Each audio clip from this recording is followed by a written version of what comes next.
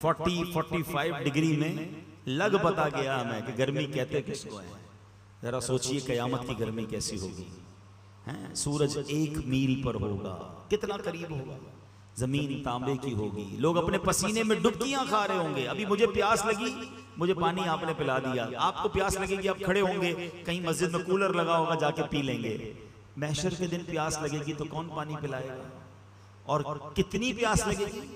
लोग पसीने में डुबकियां खा रहे होंगे, कोई और कूलर नहीं होगा, कोई और पानी का इंतजाम नहीं होगा, एक ही हौज है और वो हौज़े कौसर है। और वो कौन उस हौज़े कौसर से पानी पिलाएगा?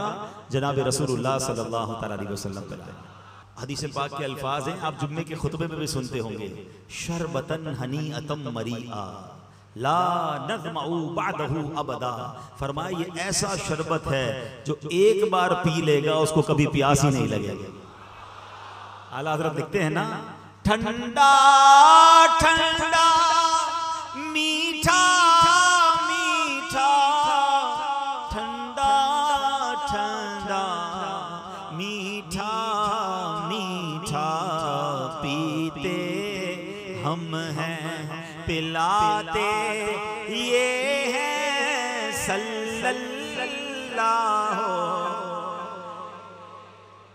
अब उस दिन जामे कौसर मिल जाए, उस दिन कोई साया नहीं होगा। अभी हम साये में बैठे हैं, धूप में तो नहीं खड़े हो सकते ना। कयामत के दिन एक ही साया होगा, यौम ला ज़िल्ला इल्ला ज़िल्ला अर्शुका। यानी ये वो दिन होगा कि अल्लाह के अर्श के साये के सिवा कोई साया नहीं होगा।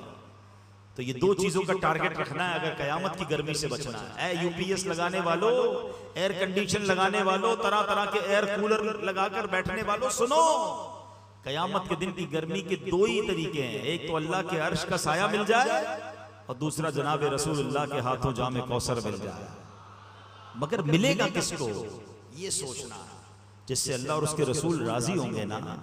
जो नमाज कज़ा कर रहे हैं, जो जनाब हराम रोजी कमा रहे हैं, जो मुसलमानों को तकलीफ दे रहे हैं, जो माँ बाप की नाफरमानी कर रहे हैं, जिनको फिक्र ही नहीं है अल्लाह राजी है कि नहीं है, हैं अपनी मर्जी की जिंदगी गुजार रहे हैं, ऐसा मत करना वरना उस दिन फंस जाओगे। हौज़े कौसर तो मिले, जामे कौसर तो मिले, मगर एक तमन्ना यह है कि एक और भी करम हो जाए। वो क्या लिखते हैं, तमन्नाए दिले अशरफ बस इतनी है, सरे महशर जबा का जाम कौसर दे, लबे अक़दस लगा कर दे, जबा का जाम कौसर दे, लबे अक़दस लगा कर दे।